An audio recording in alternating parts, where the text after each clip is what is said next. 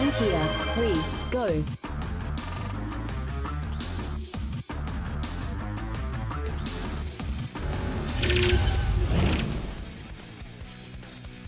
Good evening, my darling batlings. I'm, as you can see, joined tonight by JKR, as if that's something out of the ordinary. Right? I like a bad And, you're moldy and smell bad? Well, half right, but that's not what I meant. I'm saying you can't get rid of me. So, tonight we're gonna be playing some Doom. I've been meaning to do a Doom stream of the original 93 Doom, which is a game that only recently I, one, was able to tolerate playing due to usually getting motion sickness with a lot of the earlier versions, and two, that I've really developed a fondness and appreciation for. And we're gonna be playing it through the, recent, out of nowhere, to my surprise, remaster by Night Dive that replaced, not replaced, but supplanted the previous, remaster job done by, I think it was just done by id Software themselves, or maybe it was done by an outside studio, no, it was Nerve Software, duh. Which bundles in both Doom and Doom 2, so you don't have to buy them separately anymore, as well as doing Night Dive's usual thing of including all sorts of, concept art and scrapped ideas and all sorts of cool stuff, and having not just mod support, but curated mods.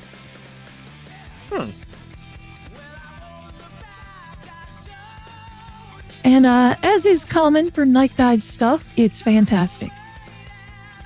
And I'm to understand that JKR had a story that he wanted to share. Yeah, so here's basically I had the weirdest fucking day today. So I went over to my local collectible shop because I thought they were open today because they've been closed since the new year. And they said that they would be back on January 15th. I misread that and thought that's what it said. Turns out it was the 16th. But, so yeah, basically I keep going down the street that it's on until I hit the next big street with a bus on it. So I go there, I walk up to the stop, and sure enough, the bus is coming within 2-3 minutes. And there's a guy who's already been standing at the bus stop before I was. I motioned for him to get on when the door's open. And he looks at me and starts, cursing me out. And I'm like, dude, what the hell? And he's like, what are you staring at me for? And I'm like, dude, I thought you were getting on the bus. And he's like, I am, but you're sitting here waiting for me. I'm like, I'm trying to be nice, dude. It's weird. And some people just get offended at the worst possible thing. It wasn't even trying to be offensive. I just motioned for the guy to go ahead of me because he was there first. So, to me, it sounds like that's just Chicago for you. Yeah, pretty much.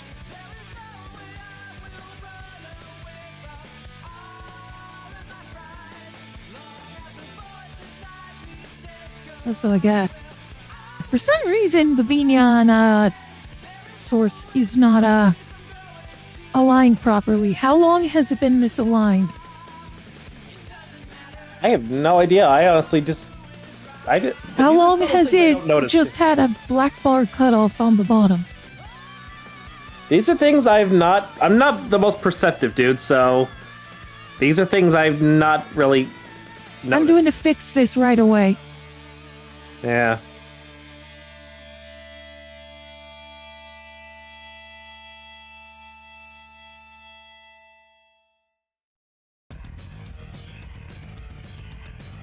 There we go. Now it's all good. And here's it. Let's get over here. And, I forgot to turn off the video capture because we're playing this on PC.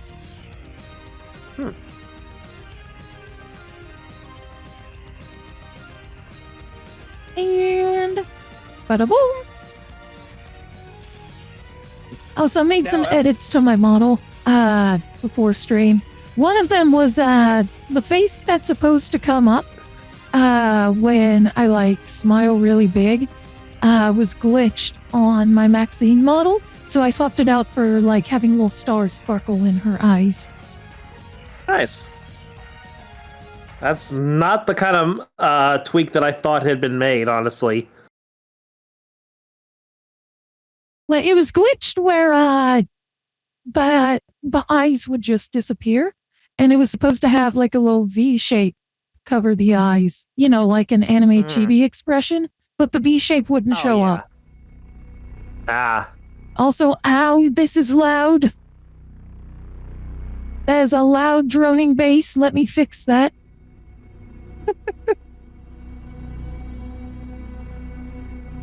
Alright, so yeah, this includes Doom, Doom 2. Thank you for the follow, Samian Wonderland Co. I get the feeling that's a bot, but hopefully I'm wrong. I have no idea. We'll see.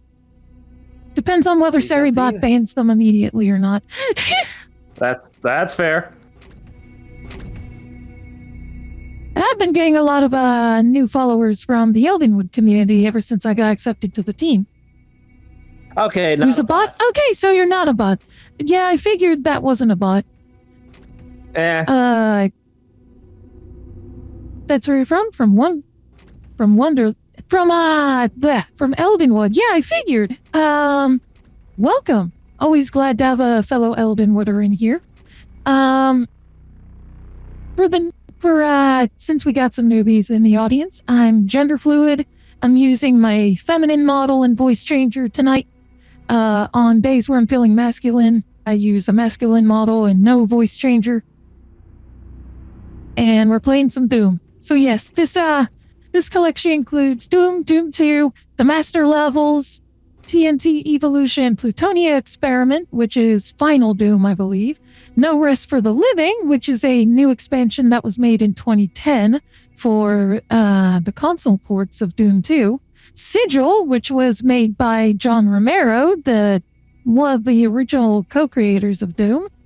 And Legacy of Rust, which is a brand new expansion made for this port. And if you already owned Doom or Doom 2 from the previous versions that were out from a few years ago, you get this for free. Oh, nice. Alright, so we're playing some Doom. I don't know how to introduce Doom to newcomers, because I feel it's one of those things that's like, it's like trying to explain like, oh, this is what Star Wars is. It's like, it's so ingrained in gaming culture that I can't imagine someone, you know, that isn't just a kid, not being familiar with Doom. Like, even as a kid, I knew Doom by reputation, even if I hadn't played it. I wouldn't, God, this is loud. Very loud. Yes. I might even have to, adjust some volume settings. Instead of just, turning down the channel that I use for, let's see, sound volume.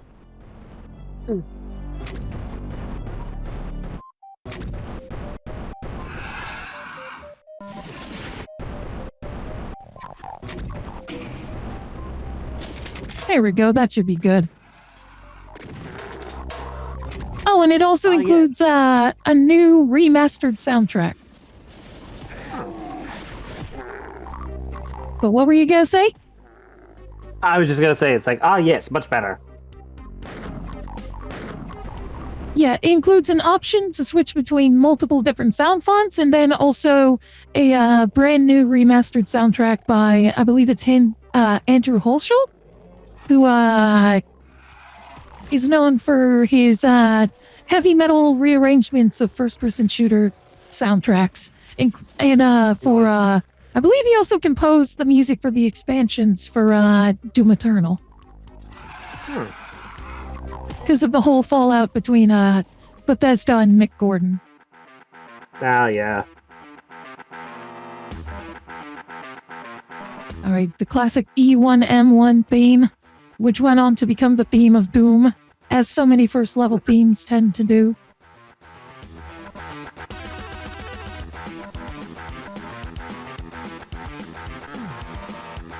What's it? I've heard some stories about like they basically just plagiarized a bunch of heavy metal songs to make this soundtrack. And honestly, that tracks because a lot of these early days of PC game development involve people just ripping stuff off from each other.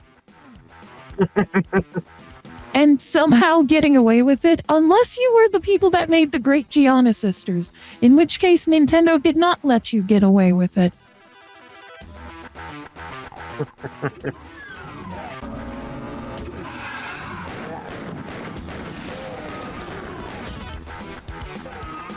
Now, I also did a review of Doom on my review channel, Arikado's Unpleasant Dreams. I've been meaning to make a new video on that channel for a while. It's just I keep getting so many ideas that I don't know what to do first.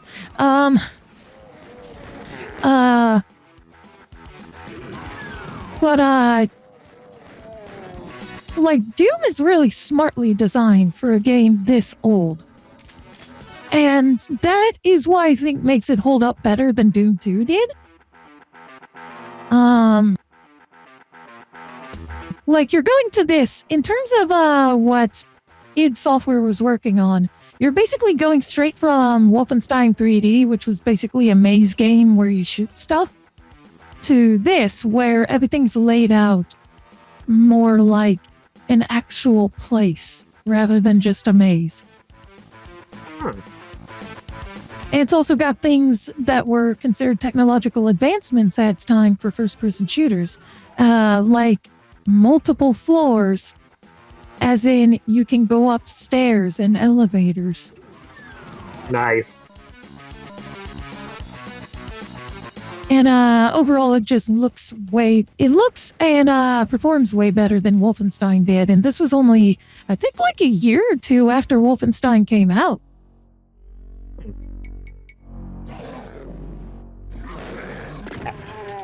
And Doom, also famous for spawning one of the first speedrun communities, because the game tracks how long it takes you to complete each level.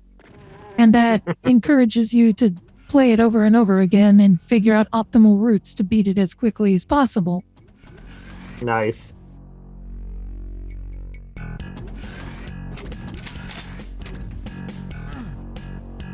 And I'm sure you're familiar with, like, the memes about, oh, but can it play Doom? Or, like, getting Doom running on stuff that you would not think would be able to run Doom. And, you know, part of that is just, like, how well optimized Doom is. And another reason for that is that, id Software, specifically John Carmack, who was their original, like, tech bro wizard dude. Hell yeah! Hey, Cloud, the one time that the Doom shotgun is appropriate in that meme. Because I've got the shotgun equipped right now. My favorite weapon in the game, apart from the BFG. But everyone loves the BFG. It's unfortunate you don't get in until the end of the game.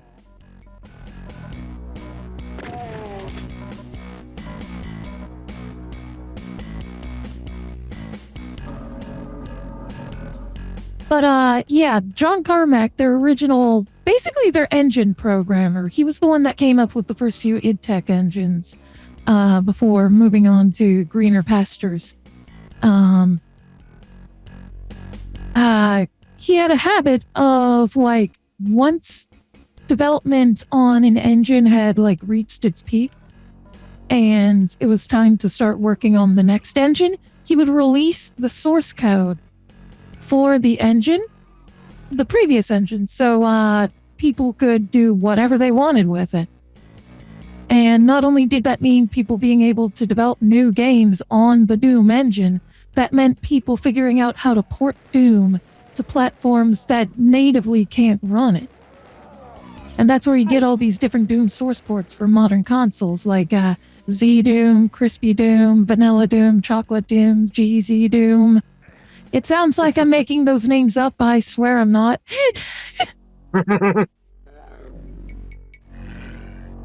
Yeah, the Nikkei character that has the Doom references, Eleg, right? Except they call it Boom because, copyright's a bitch. Like, I heard the description of her, and I thought, like, oh, she's going to be, like, the Doom Slayer and being all, like, rip and tear, but no. Her whole thing is, like, she's trying to install Doom onto things that shouldn't run Doom. And she's also, dummy thick, and wears a very revealing outfit. So, everyone's perfect gamer girl. The only thing that can make her better is if she was golf. I haven't played Nikkei myself, but I heard from a friend of mine that's really into Nikkei that, like, one of the things she does is for, like, an ult, she just installs Doom on the enemy robots. Is that true? Or am I, misinterpreting that? Yeah, pretty much.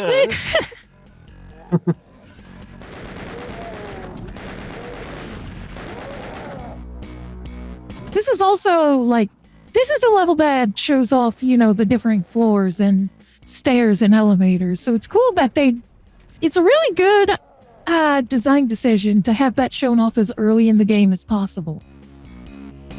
Also, Doom has just such a good weapon set. Like, we got the chain gun now, and now we've got the chainsaw, which is your go-to for when you're out of ammo for everything else. Nice. And then watch me forget to use it whenever I'm out of ammo, because I tend to do that. I do not claim to be smart.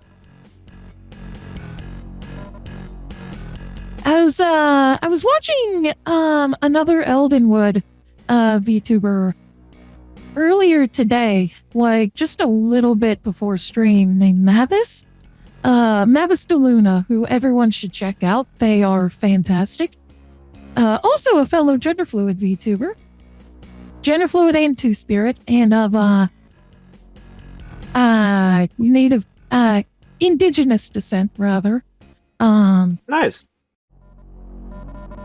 Like indigenous from South Central America, I believe.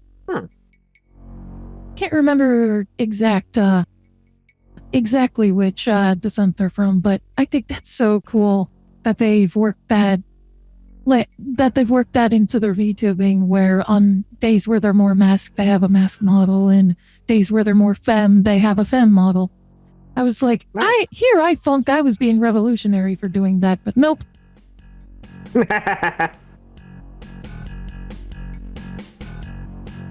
Oh, I went backwards. Oops. Oops, you broke it. Making sure I didn't miss anything in here. Because, like, I tend to take my time in Doom levels, because I like to scour for any secrets that I can find. And then also sometimes I just get lost. Like I've said many times on stream, I have zero sense of direction. If I don't have a GPS, I will get lost. Oh. Hell, sometimes with a GPS I get lost. Like the time when I was in college, it was like shortly after I started going to college and had just joined the anime club and made some friends there. Me and some friends were going to another friend's house for a party. First college party I ever went to, and it was the last one that wasn't, very Puritan-y. But I was using, like, this was in the days before Google Maps was widely available on smartphones and was, like, easy to use on smartphones. So I had, like, one of those old, like, GPS units mounted on my car. And for those, you had to buy the updates for them instead of just letting you update the software for free. And I plugged in the address and we started driving.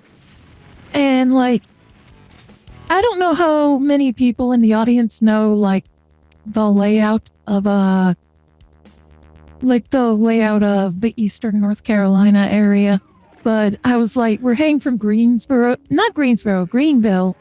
to another part of Greenville is where we're supposed to be going. But, like, we're going for a while, and one of my friends in the backseat says,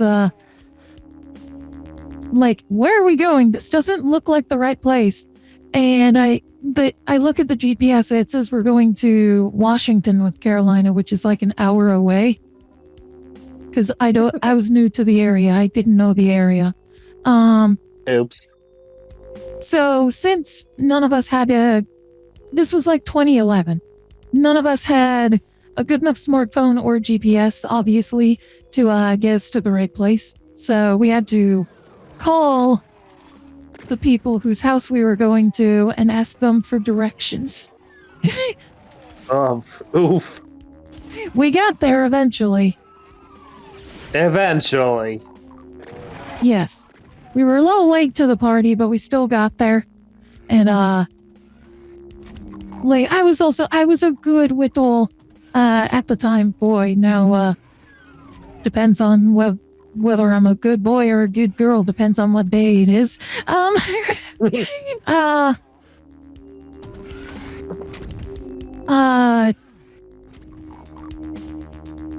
Like, I was the only one that didn't drink at that party. Because I was underage. Well, not below the drinking age, I should say. Because I was 18, but, drinking age, 21. Yeah. I was very paranoid about getting pulled over by the cops and done for underage drinking and DUI, especially since I was everyone's ride home. That's fair. So I drop everyone off at their places, and I'm driving back to my dorm. And this is all in the same night. So this is just 2 stories for the price of one. I get pulled over by a police officer who was, like, tailing behind me. And I'm like, hello, officer, what seems to be the problem? And he says that I nearly hit him, which is not true because he was behind me the whole time. Right. And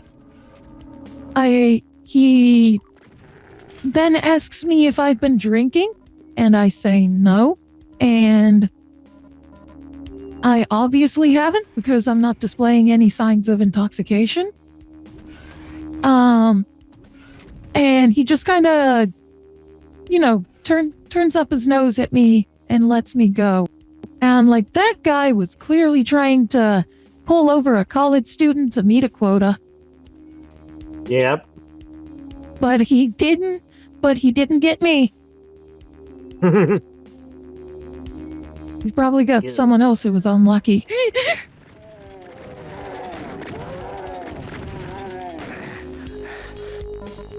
Yeah, I hate when cops try to do that, where they're just trying to make a fucking quota.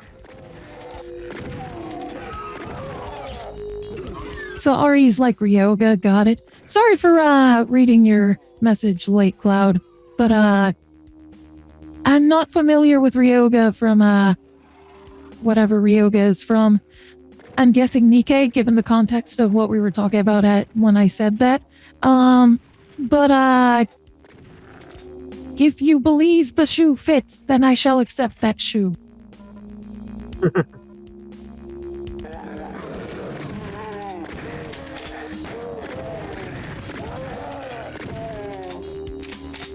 Ranma 1/2. Oh, I still need to watch Ranma 1/2. Either the original or the new version that's out. I need to watch both of them. I also have the first volume of the manga. And I haven't read it yet. But I'm holding on to that first volume of the manga as like a collector's piece. Because it's not like one of the printings that you can get easily nowadays. It's like an old, like early Viz print from the 90s. From before Viz became like the go-to manga publisher in the West. And you can tell it's an old Viz print because it doesn't use the word manga anywhere, and you know, just it looks different than Viz's stuff does nowadays. Like it's got a different cover, all that kind of stuff. And we just found it at a thrift store. Like, my mom found it at the thrift store and she's like, would you like this? Because I bought it for you. And I'm like, this is probably worth something. You have no idea.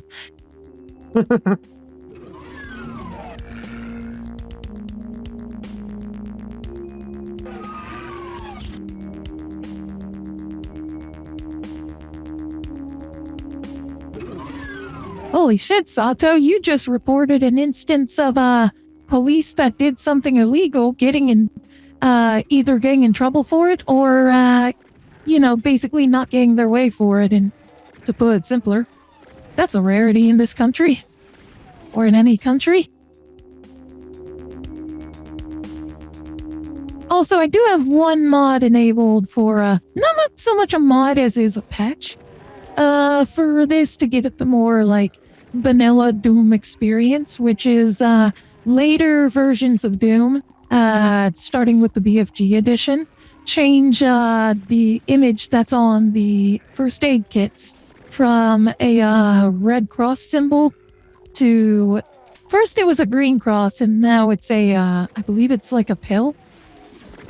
I changed it back to Red Cross with a patch. Just for 93 authenticity, even though I'm already not playing it authentically by playing it in widescreen.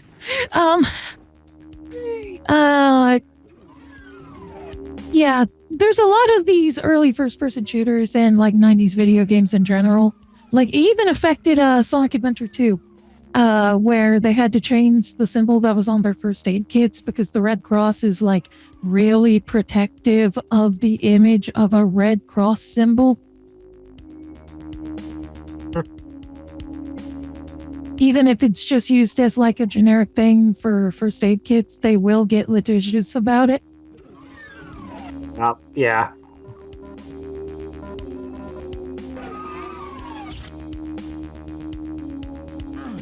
I believe there's something back here that I missed. Let me check. Because I was playing this a bit earlier today and I found an area that I've never seen before. Or was it in the previous level?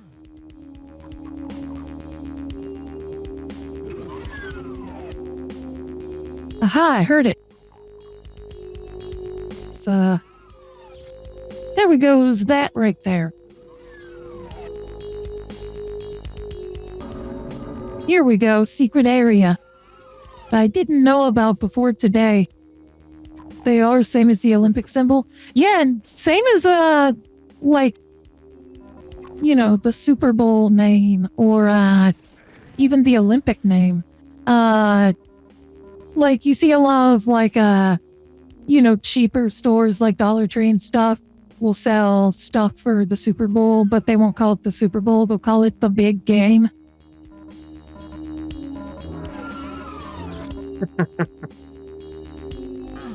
Let's see. You'll excuse me if I seem a little distant. I'm trying to find something at the moment. Sorry, Ari.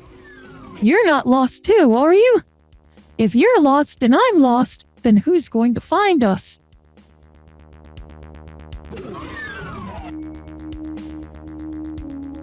That's a good question. I found myself once. It was an enlightening experience.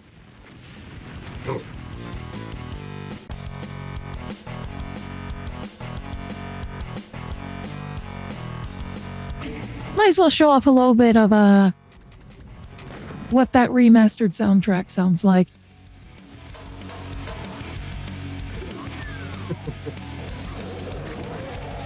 It sounds good on its own, it just doesn't mesh well with these 93 as hell graphics. In my opinion. Like, this is a game that needs a MIDI soundtrack.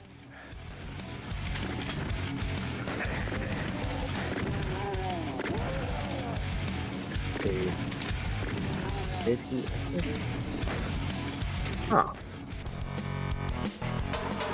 There we go, that's better.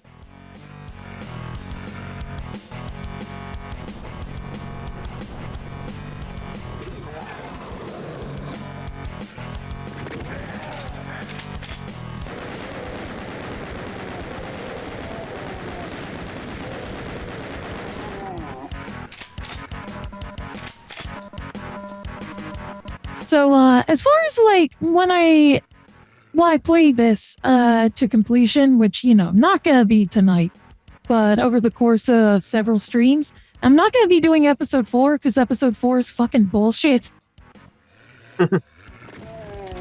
Plus, episode 4 is just meant to basically set up Doom 2. It wasn't included as part of the original Doom release. So I consider it non-canon. And non-essential. Yeah. Especially since the end of Doom 1's third episode already sets up Doom 2.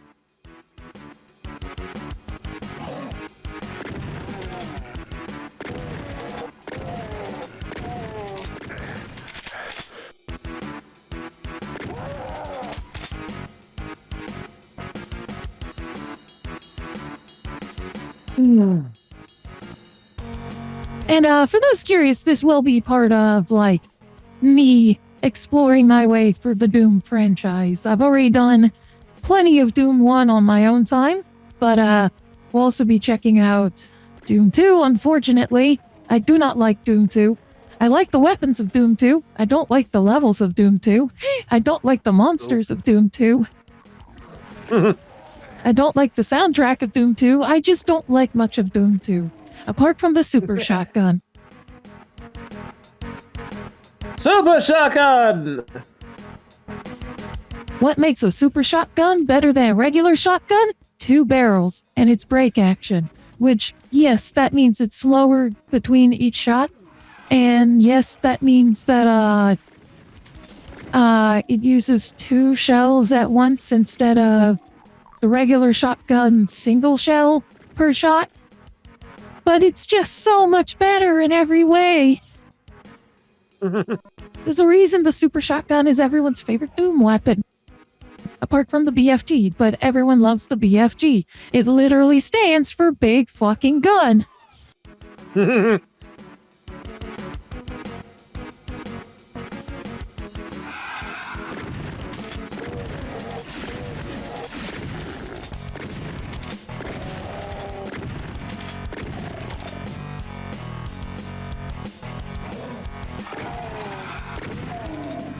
Alright, I think this is one of the things that was censored in later releases. Like, this is meant to be a callback to Wolfenstein. And they changed what it looks like in later releases by adding this one tiny little section here. But yeah, it's supposed to be a swastika. Oh. Yeah, it's a callback to Wolfenstein, which was about you killing Nazis. Which, great premise. Love. Great premise, yes. 10. It ended up being one of the things that was controversial in Doom that wasn't intentionally controversial. Oof. Because people see, like, swastika out of context without doing their research, and they're like, the developers must be Nazis. It's like, no, it's a callback to the last game we made. Ay. It's tying the 2 universes together, which they've both tried to do and tried to discourage at the same time. And here we got the rocket launcher, one of the weapons I rarely use. Because it's one of the few that has splash damage.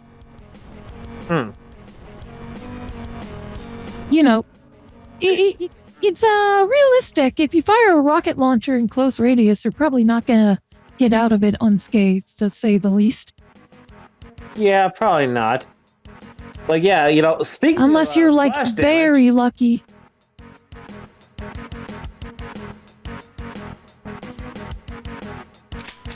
Speak of splash damage. that was that company that I think had the license to make the new. To reactivate, yeah, that was splash damage. Splash damage has done other stuff too, but their most recent thing they were in the news for was Transformers Reactivate. They're mostly associated with working on first-person shooters and third-person shooters, I think. Mostly for like developing ports or remasters, if I remember correctly. I may be getting them confused with someone else. To be honest, I've never heard of splash damage before Reactivate was announced.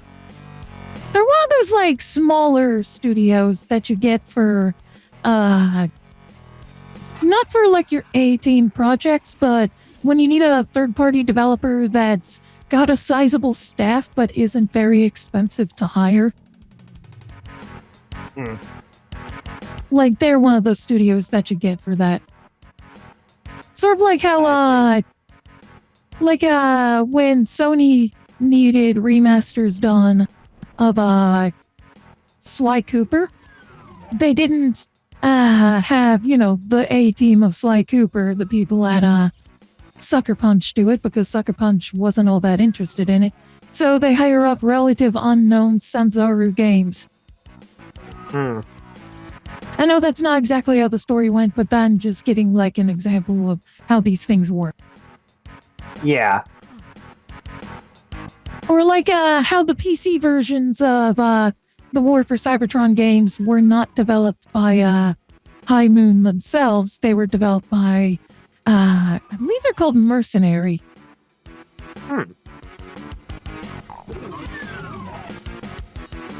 Like, a lot of times if you're doing a port to something after the fact, you hire a third-party developer to do the port for you instead of saddling the main dev team with an extra platform to develop for. I getcha. That's also why, when Arkham Knight came out and everyone was talking about how bad the PC version was, that's because the PC version was not at all developed by Rocksteady. It was handed off to an outside porting team called Iron Galaxy. Who have a spotty track record when it comes to PC ports, but they've also done some impressive stuff, like they assisted with development on the Metroid Prime remaster. A lot of people like to drag Iron Galaxy through the mud because of Arkham Knight, but like they've done good stuff too. It's just that the bad stuff they've done gets more media attention. Yeah. It's like how the Angry Video Game Nerd got everyone to think that LJN was a horrible developer when, first of all, they weren't even a developer, they were a publisher. And second of all, they published a lot of good stuff too. It's just the usual law of for every like one or two good things a publisher puts out, there's a dozen trash things. Yeah.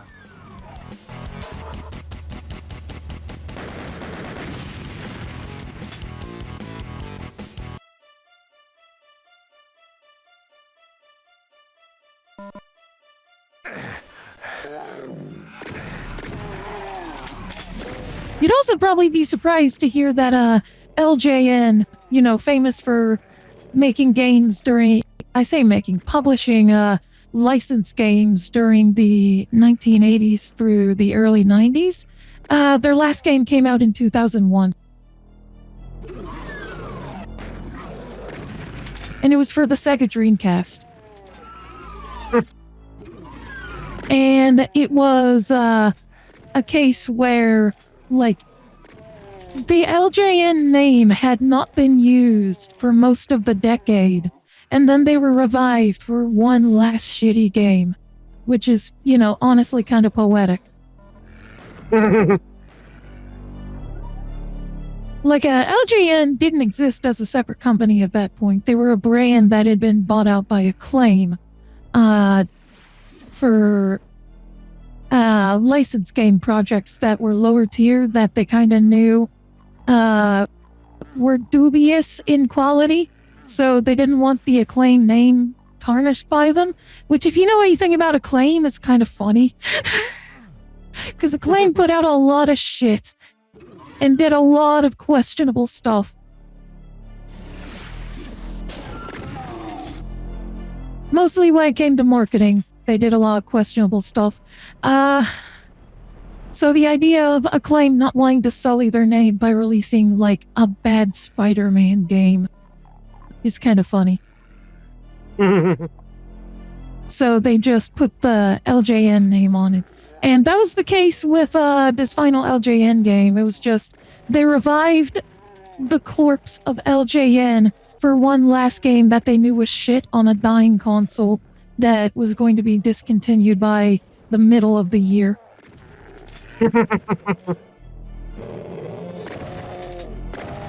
The game, by the way, is Spirit of Speed 1936. Which is a simulation racing game that is... I've played it. It is not good.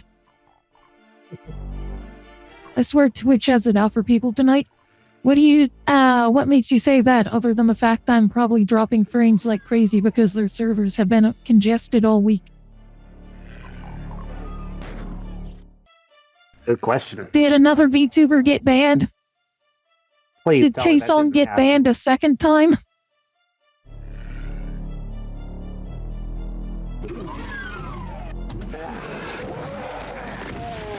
So much buffering on different friends' streams. Yeah, it seems like their servers are... There's something wrong with their servers this week.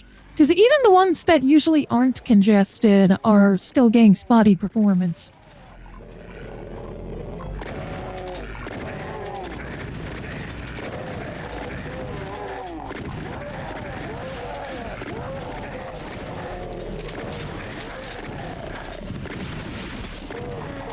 Ow. And oops, I know that some pro, old school Doom players gonna be looking at this and being like, why isn't she circle strafing? She sucks at this. And the answer is, you're right, I do suck at this. But that's besides the point.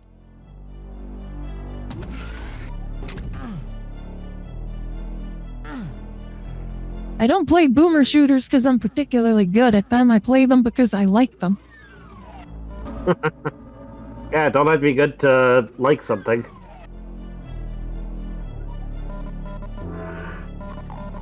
I've never seen this secret room before. I'm finding all sorts of new secret areas tonight.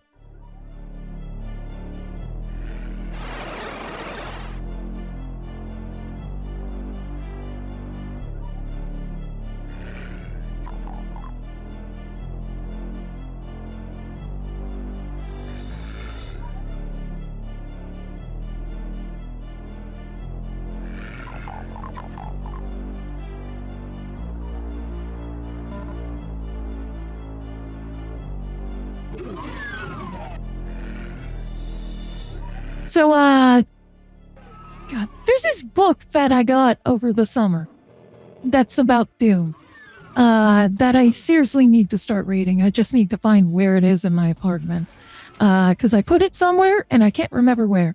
I hate when it's called happens.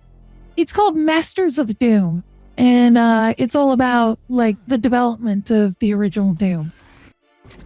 Which, one of the things that's really cool about the original Doom's development is that it was made by a team of only 6 people.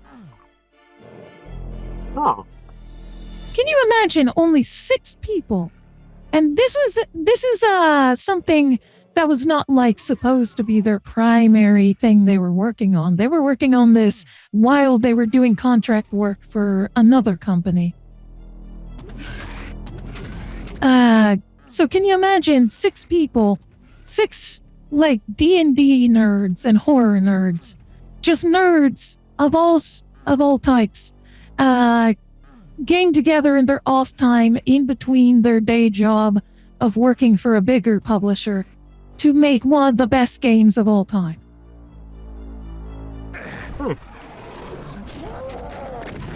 And basically inventing new technology and a whole new genre in the process. Yeah. That is awesome. Nowadays, if you were to try and reinvent Doom for the modern age, but you know, they kind of have, with, starting with Doom 2016, those games have development staffs in the hundreds, but like, to think that the original Doom was only made by 6 people, I have trouble comprehending that. Because I'm so used to development teams being so massive.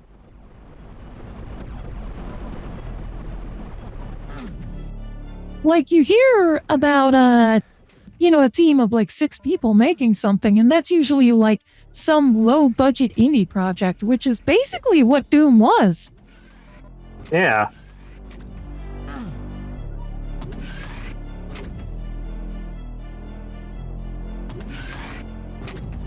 There's also just a lot of good stories related to the development of Doom, and like little bits of the developer's personality shining through in interviews and quotes.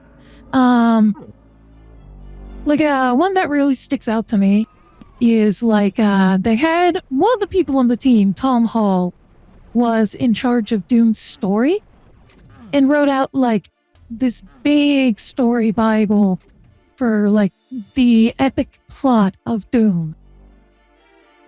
And then John Carmack, who was the lead developer, throws that all out and famously said one of my favorite quotes from any developer, even if I don't agree with it: story in video games is like story in porn. You expect it to be there, but it shouldn't be the main focus.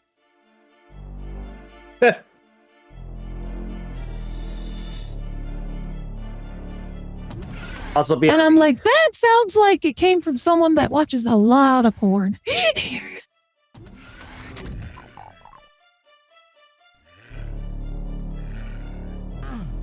I don't know. Is there someone check John Carmack's browser history.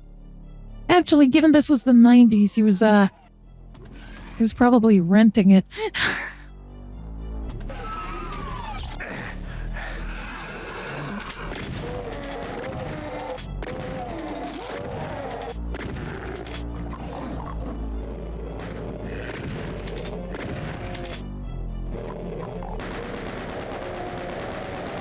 Oh yeah, and something that's cool for, as someone that loves old school animation and puppetry, is each of these like models and sprites that you see, especially when it comes to the demons,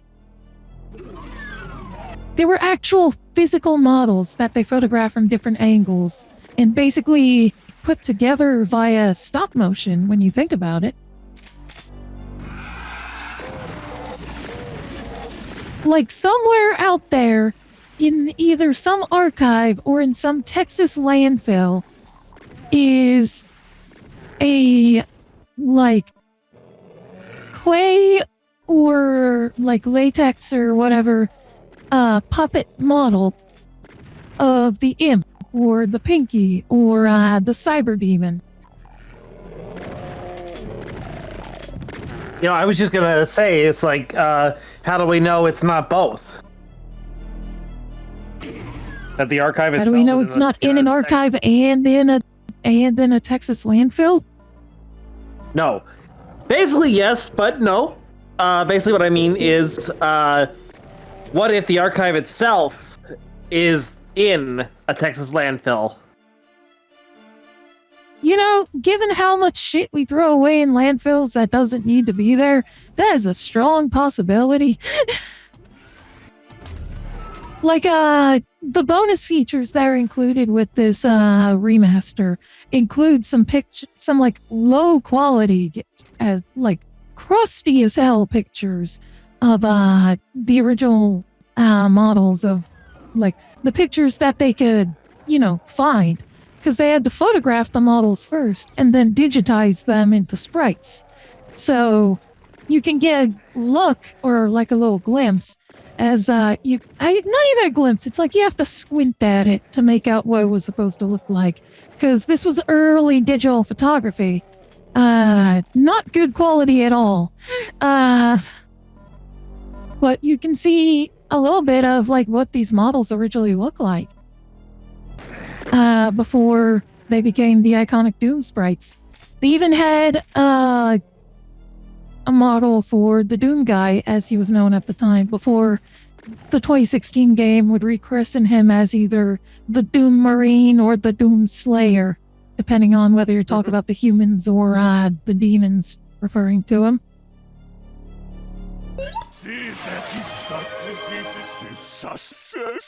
But like, that should go to show like how little emphasis was placed on the story for the original Doom. Is that the main character doesn't even have a name, it's just Doom Guy.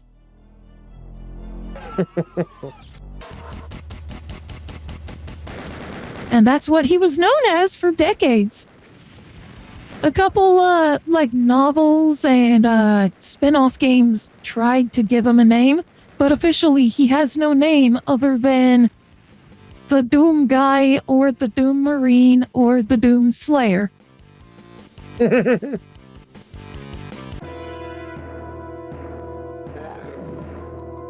There's been attempts to try and say that he's a direct descendant. Sorry. Since Doom takes place in the future, there's been attempts to say that he's a descendant of B.J. Blazkowicz from Wolfenstein. But there's been no official confirmation on that, even if some spin-off Doom games made by other studios have tried to say that.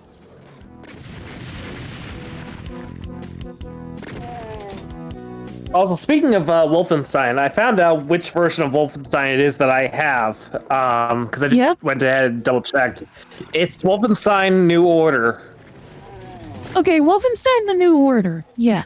That's the start of the newer Wolfenstein series. You don't need to have played the original Wolfenstein 3D to understand it, because it branches off in a different direction than where Wolfenstein 3D would go. Okay. Like, Wolfenstein 3D didn't have much story either, other than you're escaping from Castle Wolfenstein. Like, you're a American POW captured by the Nazis and you're escaping from Castle Wolfenstein and you kill Hitler at the end.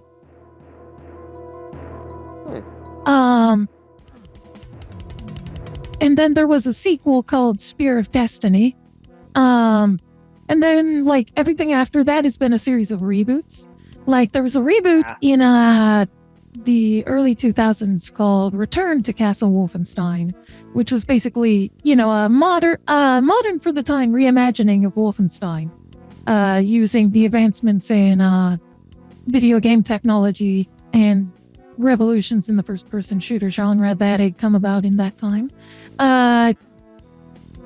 There was another reboot in 2009 just called Wolfenstein, which people seem to be pretty split on. I'm not sure why. It's the only one of these attempted reboots / reimagining / sequels that didn't get any kind of continuation or sequel. And they think it's the only one developed by Raven Software, who are probably most known for developing the Heretic and Hexen games. And then there's Wolfenstein the New Order, which was the first of the modern Wolfenstein series and is regarded as fantastic. Its whole thing is like, it's one of those alt history things of like, what if Germany won World War II? Yeah. But at the same time, it's not glorifying it at all. It's like, this is fucked. We need to fix this. Yeah. And we're going to fix this by killing some Nazis. But like one of the things it's really celebrated for, from what I've heard, I've only played a little bit of the New Order, is that it places a lot of emphasis on story and makes Blazkowicz, who they do not call BJ anymore because that's too easy of a name to make fun of. They call him by his full name, William J. Blazkowicz.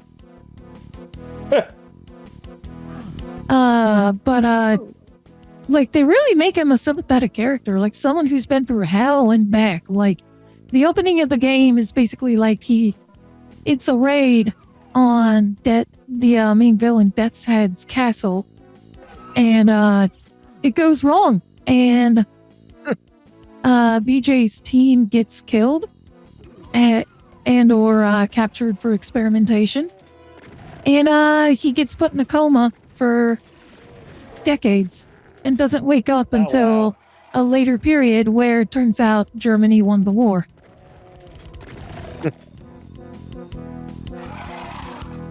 So it's like,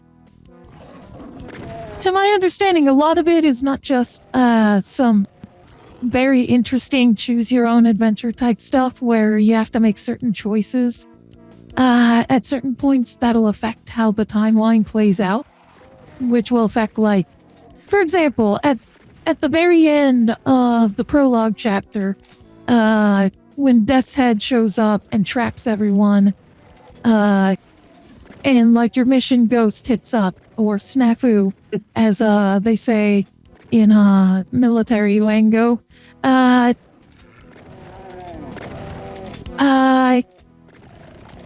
like before Death's Head leaves, he's like, "Oh yeah, I'm low on biological specimens to continue my Nazi experiments with. I've got two guys right here that both from your squad that both have beautiful blue eyes. Which one should I dissect?" And you have to choose. The game will not progress until you choose. Oh, jeez.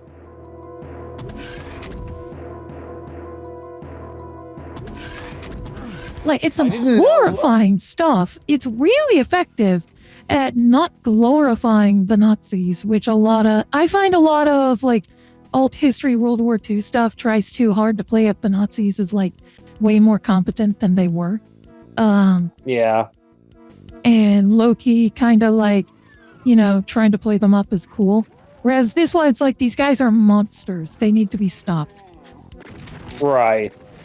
But, you know, I didn't know that Death's Head decided to branch out from being a freelance peacekeeping agent to being a Nazi scientist. Different Death's Head, but I understand the reference.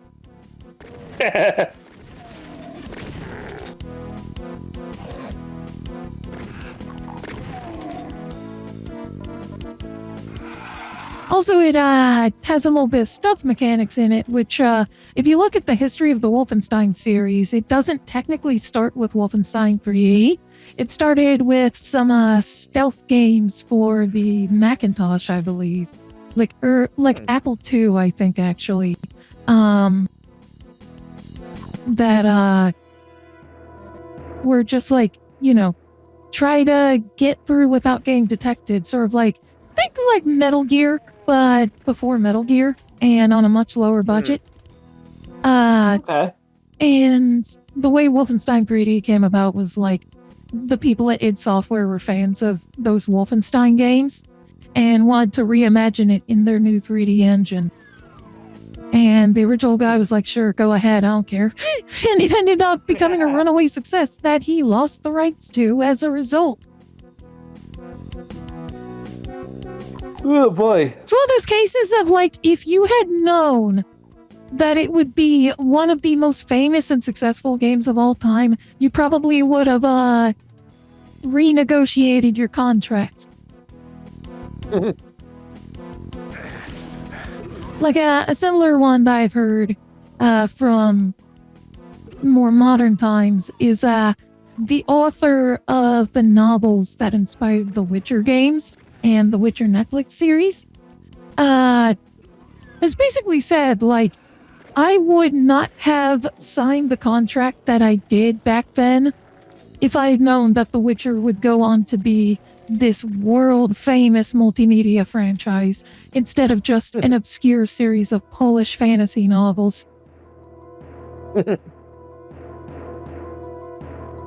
And he's very sore about the fact that he doesn't get as many royalties as he could have if he had known it would go on to be this big thing.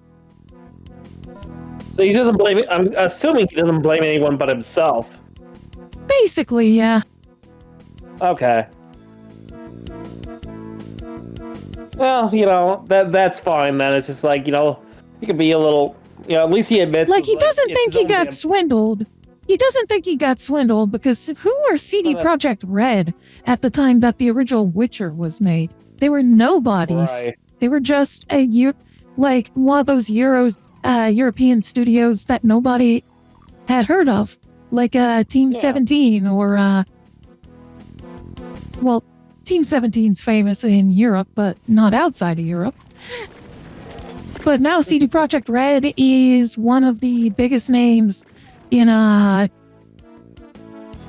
gaming and one of the biggest names in PC game distribution with their ownership of Good Old Games, or GOG, depending on what you want to call it.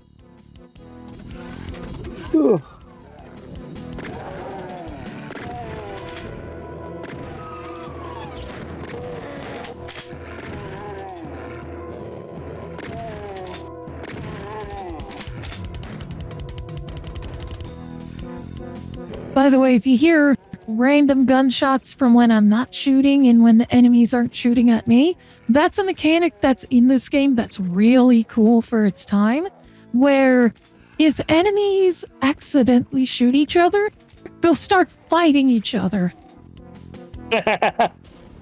And you can use that to your advantage by luring enemies into shooting each other and having them take each other out instead of focusing on you. I am no good at getting them to do that. I usually have it happen by accident.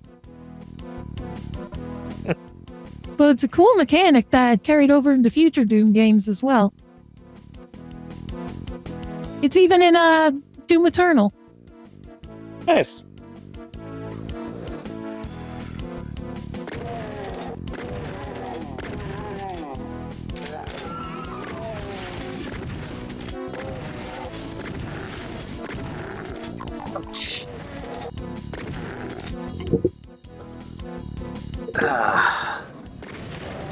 How I long for the day where my tailbone doesn't keep hurting anymore. Have you been to a doctor about it? No, because, it's just... I know exactly what caused it. You should see a doctor. You should see a doctor if it's been going on for this long. Yeah, because it happened on Christmas, so... Yeah, that's been a few weeks. You should see a doctor. All right. Like right here, we can probably get some enemies to fight each other. If they don't kill me first.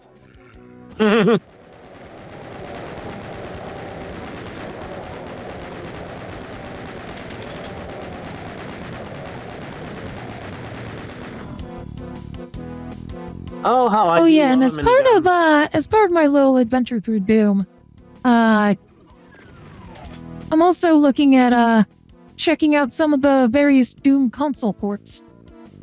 Because Doom was one of those games where Doom came out in 93, right? Yeah. And if you know anything about multi-platform games in 1990, in like anything prior to the modern era, different platforms had very different limitations on what they could do. So that resulted in some games being objectively better on some platforms compared to others. And Doom is one of those cases where the ports wildly vary in quality and faithfulness to the PC original, depending on what console you're playing it on.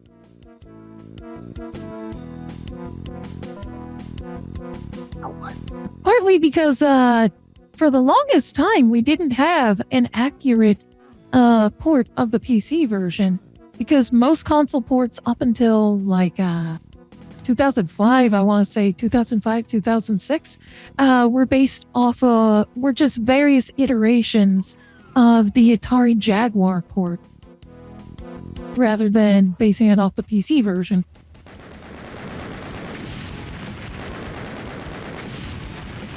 Quick side question for you. I Yeah, don't know if you've heard the news. Hold on, let the gunshot stop first. Okay. My question to you is this. Have you heard that HasLab is going to be revealing their new Transformers project next month? nope. Yeah, apparently they're going to be debuting not debuting, but like announcing the project at MegaCon in Orlando. Okay. So Interesting that they do it at MegaCon. I don't know why, but it's whatever. So a lot of people are speculating on what it could be. Personally, I'm hoping for Gigatron, aka RID 2001. Yeah, I'm hoping for because- Gigatron as well, to go with the Omega Prime. Yeah, it just makes sense. Plus, like, it's not out of the realm of possibility for them to follow up the hero with the villain. They did that with, they did Star Saber, and then they followed that up with Deathsaurus. Exactly. So it just makes sense they would do Gigatron next.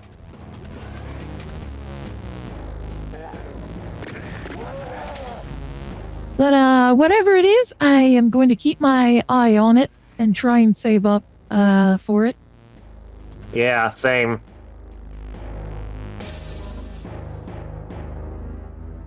And, if I can't, afford it all in one go, I've got plenty of stuff that I can sell. Depending on if it's something I'm actually interested in. If it's Gigatron, Right. then it's a must-have for me. Oh, of course. Same here.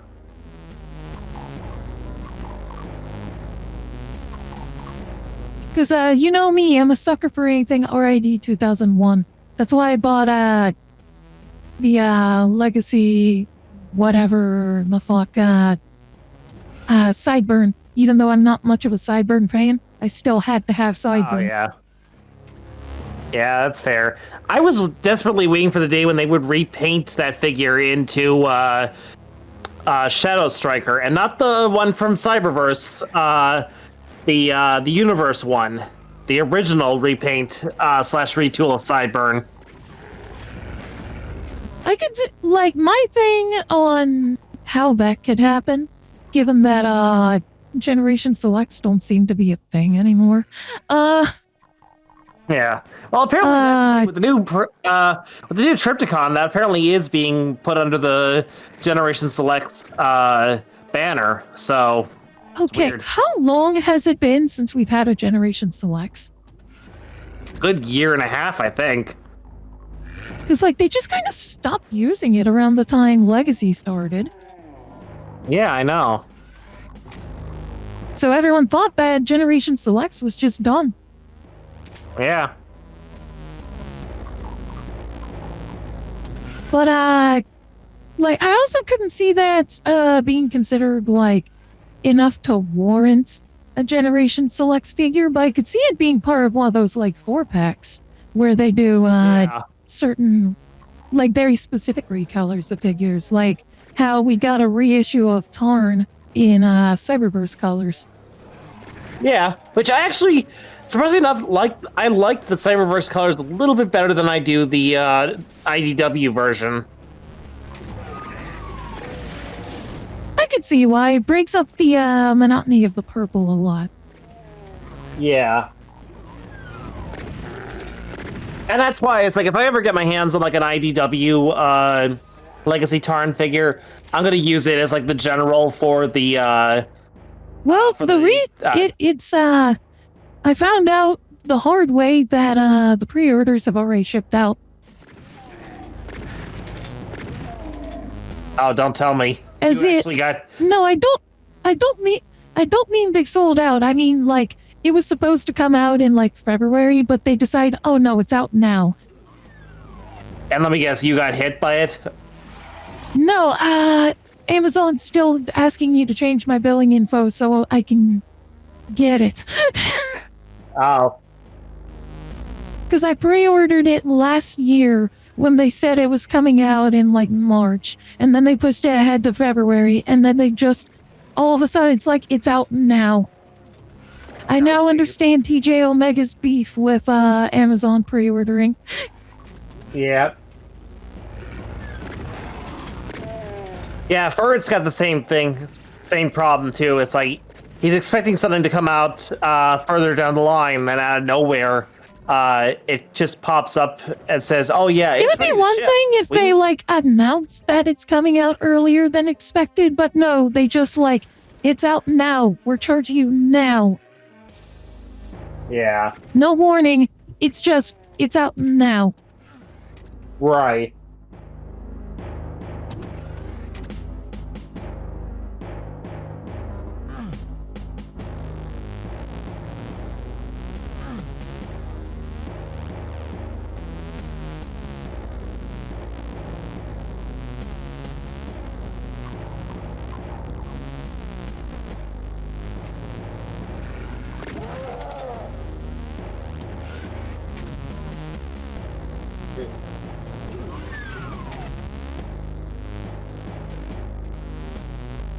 Speaking of pre-orders, did you hear the news that rocked the Mega Man community related to some pre-orders? Nope. We've been waiting nearly a decade for any peek about what's going on with this project. And we finally got it, and it was through Amazon canceling people's pre-orders for it, and you still haven't heard a word from like official channels about like, hey, what the fuck happened? No like Twitter announcement, anything like that. After 9 years, technically more because the pre-orders were opened years before, 3 years before that. Mighty Number 9 is for 3DS and Vita is canceled. Oh, that. You know, the game that everyone knew years ago was not coming out is officially not coming out. Yeah.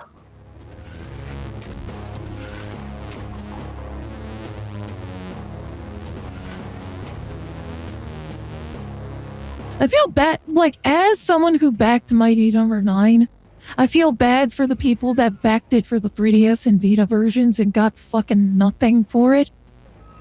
The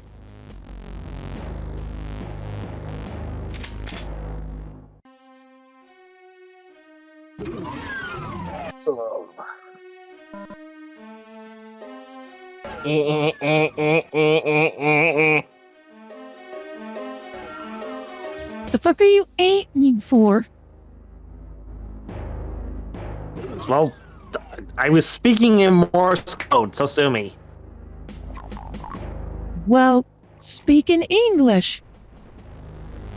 What do you think this is, Morseland?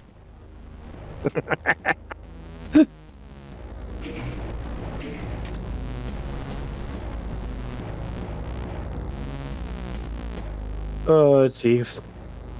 Ooh. Shiny. What shiny?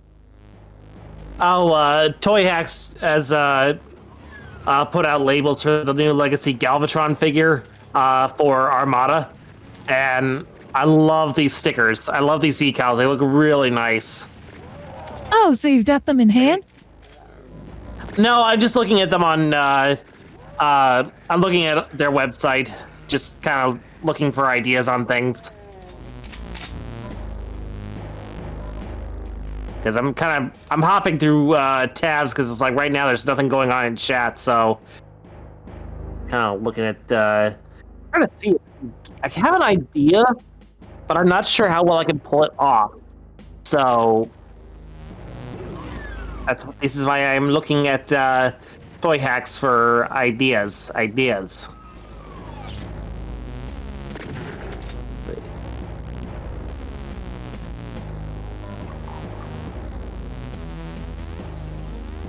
By the way, has anyone noticed the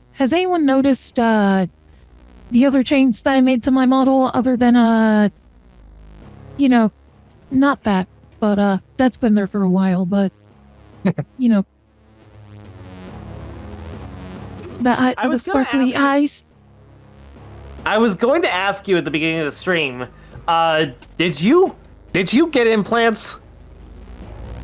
No, I just grew.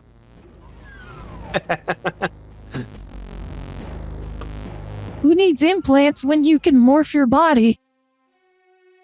Fair. That is fair. But I made them only slightly big. I made them only slightly bigger, so it's not immediately noticeable. I noticed at the beginning of the stream. I was going to point it out, but then got distracted and forgot. What were you distracted by? These my boobies, my honka donka boink doinky boinkies, my however that copy pasta goes. Doinky boinkies. My huge ass gravity welling sex mounds. These goddamn motherfucking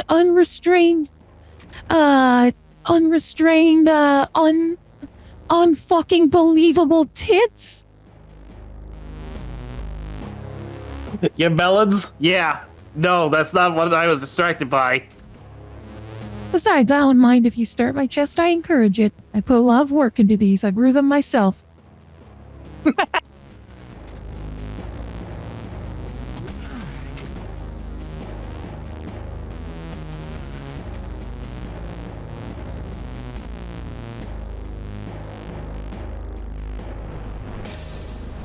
Just as long as you stare respectfully. There's a difference. There's being appreciative, and then there's being creepy. Yeah, sorry. Apparently I only have one fucking setting when it comes to that. Or so I'm not gonna inquire.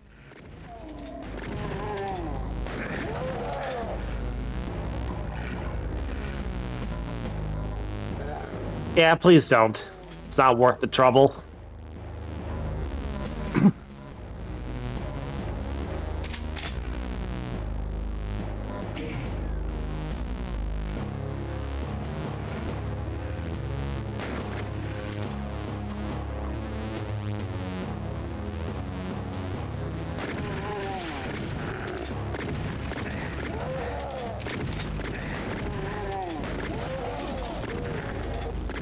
Sorry, on me.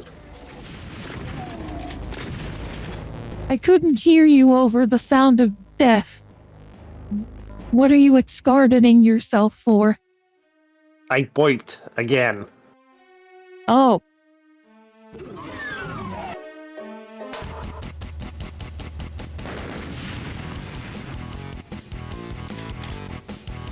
I believe this is the last stage of episode 1. Hi, Billy Mays here. Yes, it is.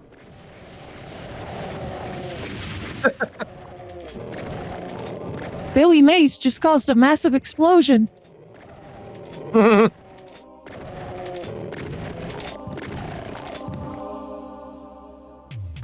Apparently Billy Mays' voice is just that powerful. It's like one of those shout moves from Skyrim.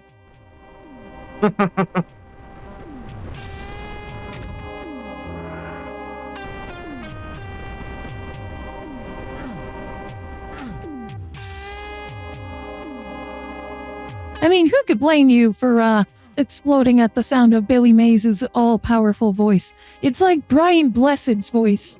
The only thing that can rival Billy Mays in volume and intensity.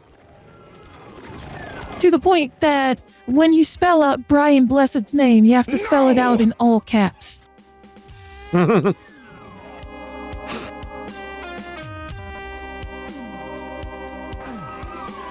see. If you don't know who Brian Blessed is, you might know him as the voice of Clayton in Disney's Tarzan. Oh, him. Okay. He also did the Tarzan yell, even though he didn't voice Tarzan. The voice actor of Tarzan couldn't do the yell quite right, but Brian Blessed was a fan of the old Tarzan movies from like the 40s and 50s, so he could do the yell perfectly. So they Nice. used him for the Tarzan yell. Ah, shit. I died.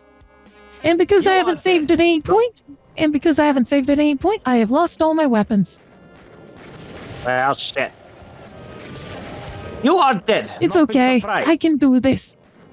I believe. You just have to believe. Like, No good. it's like Parappa the Rapper said. You gotta believe. I thought that was Spyro who said that.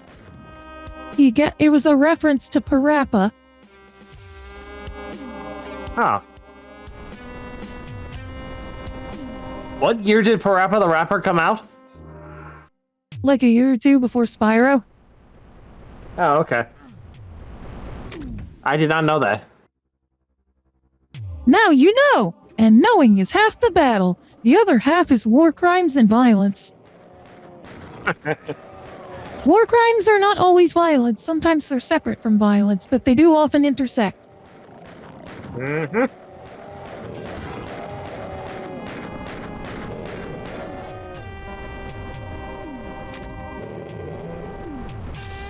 Very common misconception about war crimes. I should know, I've committed a few. And what do you mean by that? All I'm going to say is you think my name is actually Maxine Arikado?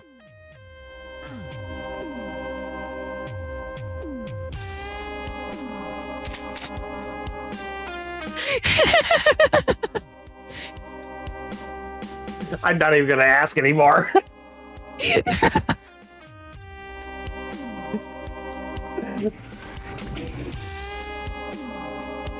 You're crazy. For the Harry. record, that is non-canon. I know I say everything's doing? canon, but that is explicitly non-canon. Yeah. Yes. Also, speaking of canon, did you get the reference pieces that I sent to you? Yes, I did. Good. Died again because I got stuck in the hole. You know, The doctor said I shouldn't have that problem anymore. Just as long as I make sure everything's properly lubricated first.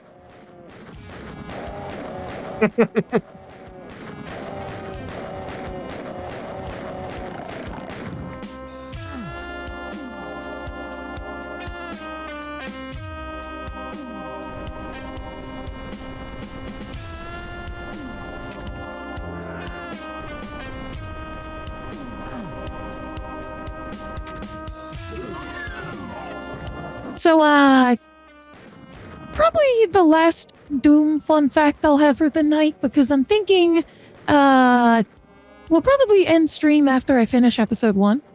yeah. Because I feel like that's a good cutoff point. Have you ever wondered where they got the name Doom from? Other than, you know, from, just it anyway? being an inherently cool word. Where? It comes from the Tom Cruise movie, The Color of Money. There's a scene involving pool hustling where he pulls out a case with a pool cue in it. And somebody asks him, "What's in the case?" And he answers, "Doom."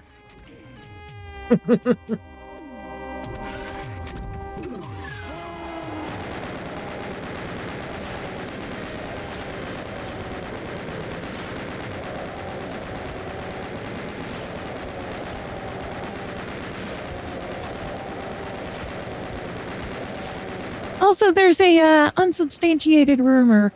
I say unsubstantiated because I don't think that anyone on the original Doom staff has confirmed it, but people that knew the original Doom staff have said that's true.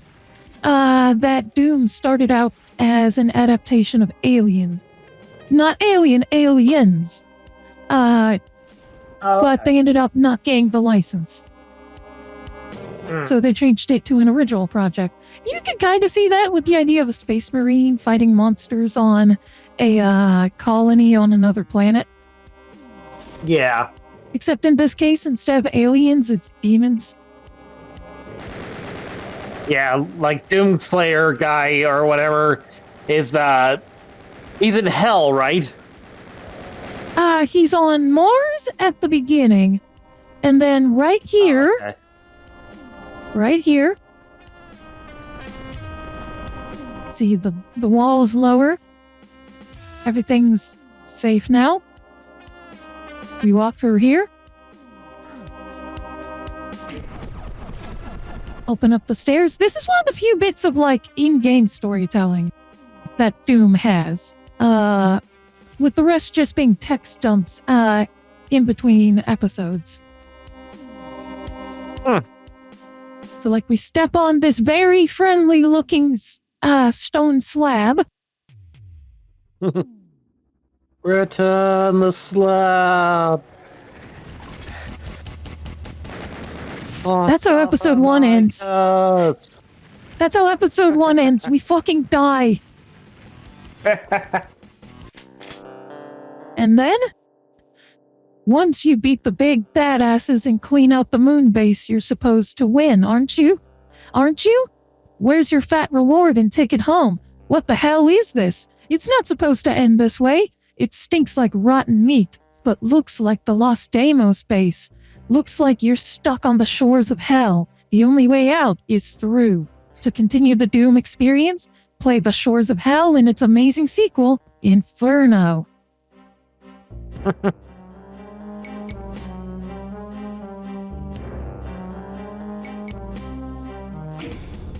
So, oh yeah, that's another thing to talk about with Doom that I didn't get into. You may wonder why this game's divided up into episodes that have their own, like, endings and credit sequences. Yeah? Doom was originally released using a very uncommon nowadays model called shareware. What it was you got the first, you got, like, a chunk of the game for free. In Doom's case, you got the whole first episode of the game for free. And then if you wanted to play the other episodes of the game, which at the time was episodes 2 and 3, you would send in a mail order to id Software, and they would send you the full registered version of Doom. They ended up abandoning this model for Doom 2 onwards, because they found out that far less people bought the full registered version than they wanted, because people didn't understand that they weren't getting the full game when they bought episode 1. Because they were used to PC games being, short. Yeah. So, being shareware, it got Doom's name out there and helped it build a following. But ended up being a net detriment to its revenue. Compared to, like, it took a while for it to get a boxed release in stores, for example. It took, I think, like half a year to a year for it to get a release at retail stores where it would include the full registered game. The way you would normally get the shareware version was you would go on message boards, or BBS services they were called, which were basically like proto-internet stuff. Bulletin board services is the full name for them. It's where people would have different bulletin boards set up for different communities, and you could exchange software through there. Oh, nice. If you had a good enough connection to download the software. That's one of the reasons that Doom 1 has so much cut content that you can see through. I'll show you the id vault to show you what I'm talking about instead of just talking about it. Doom 1 has a lot of cut content, like these cut enemies here. The Banshee, for example. Well, this was repurposed into the Banshee enemy for the new expansion included in this release. But they had to cut out so much stuff because they had to make sure. Well, one was time and budget reasons. Another was keeping the file size down so they could distribute it on these bulletin board services. And also keeping it down for the full release because they had to fit everything on floppy disks. Yeah, makes sense. Like, here they show that, like for this, the standard zombie enemy originally had a full rotation drawn for him where, like, when he turns to the side, it's not just a flipped sprite, as it is in the final game. You can see that he's holding his gun in one direction the whole way, as opposed to in the final game where they just flip the side sprites, so which hand he's holding the gun with changes while he's turning. Which is a common thing done in sprite-based games to cut down on file sizes. The less frames that you have to store in memory, the smaller the game is going to be.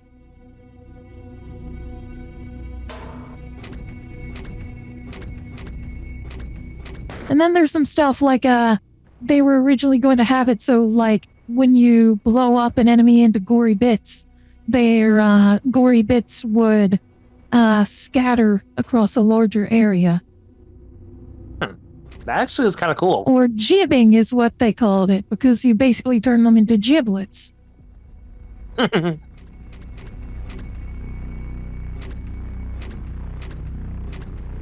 And then there's like this unused winged version of the imp, which only has one frame in existence of it, so it was cut early on.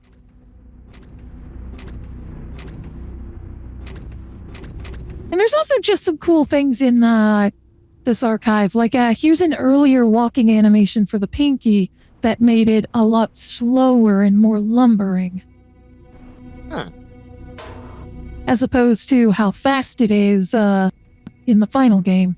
And then here we've got, like, they spliced in the lower half of a dinosaur toy as a photo reference for how the Pinky should look when it's walking. Oh, wow. They didn't draw over this, but they used it as a reference, as is commonly done in animation.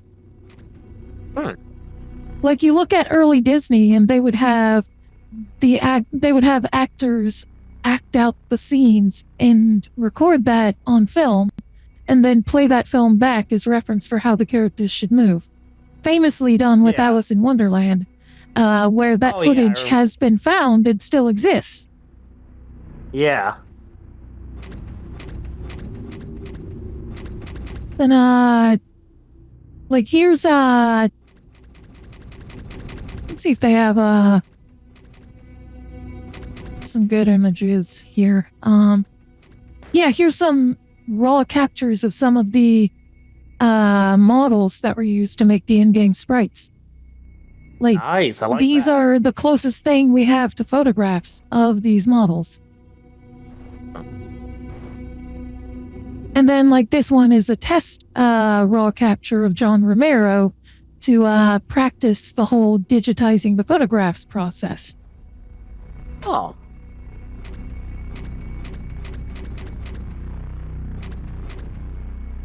And then, like, here's a photo capture of the Cyber Demon, one of the most famous enemies from Doom.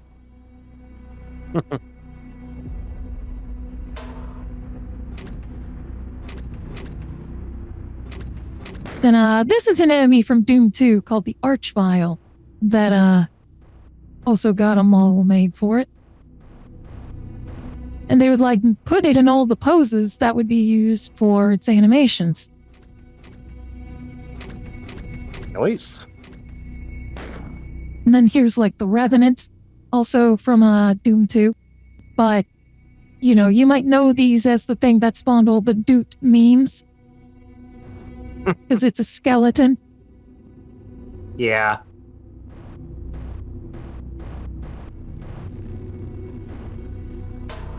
To the point where in Doom Eternal you can get a Doot skin for the Revenant that replaces its shoulder-mounted rocket launchers with trumpets.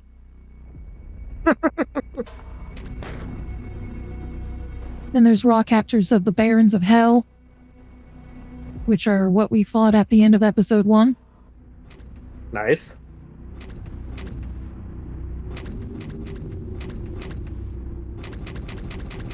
I think those are all the raw captures that they have of the monsters, but they've got like some other stuff too, like early design for the BFG.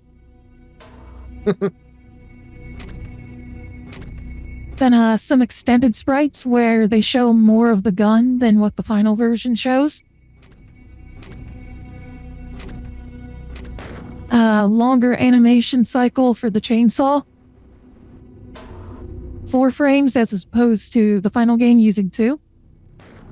Nice. Early design for the chainsaw from before they touched it up to make it look less blurry, because it was taken from a real photograph of a chainsaw. Oh, wow. Oh. Then like a raw capture of what would be used as the basis for the pistol, where they used a real gun, and then touched it up in probably deluxe paint at the time to create the in-game pistol design.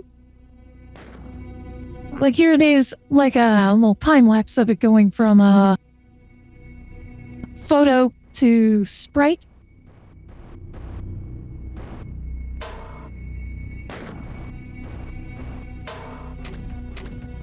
Nice.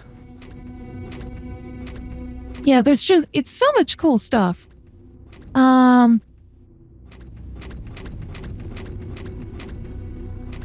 unused bayonet weapon. Unused rifle weapon. An unused machine gun that was later replaced with the chain gun.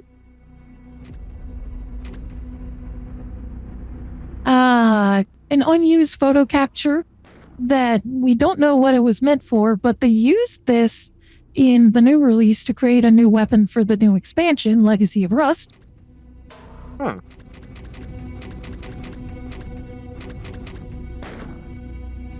Then, like, here's some unused but complete sky textures. Because in each episode, the sky only has one background texture.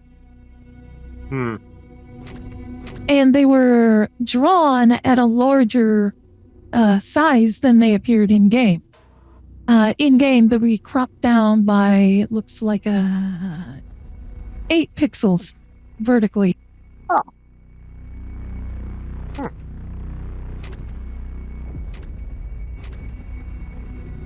Because, like, a lot of games of this era would draw things bigger, where like before they get rendered, they would be drawn bigger and then cropped down, or like for an example of like Crash Bandicoot and Spyro, they would leave areas that would be covered up by the overscan portion of an old school TV blank, so they could get higher graphical fidelity and higher performance by leaving the top and bottoms of the frame just black, because if you have less space that you need to render on screen, you can squeeze out more frames per second. And you wouldn't notice it on old CRT TV from the 90s, because that area would not be shown to you because it would be covered up by the bezel of the TV. Nice. I'm getting into just like a lot of cool design tricks that don't necessarily have to do with Doom at this point. Which means it is about time for us to call it a night. And my tracking's a little bit off-center. Let me fix that.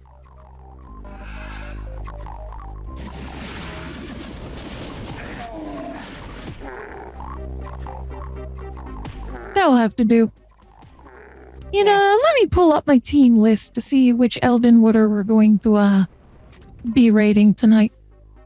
I should probably also exit out of Doom, so I can actually see what I'm doing. Yeah. See, thankfully, for which the leader of Eldenwood, the leader of the bunch, you know her well, posted a link to the team page today in an announcement, Okay. so we can see who we're going to raid. Samanosuke. Nice. I'm gonna have to have Samanosuke send Jacques some healing items. We are struggle bussing right now. We are going to raid Enhance. Kylier I can't. Oh, right, because I wore or Kylie. I am not sure how to pronounce their name, stuff later. but they are playing Onimusha 3. Never heard of it. It's the third Onimusha game. Well, I gathered that, but I never heard of Onimusha. Samurai Resident Evil, But on Samanosuke. Ah, okay. and made by Capcom. Thanks for the head pat, meow. Thank you. Right. Right.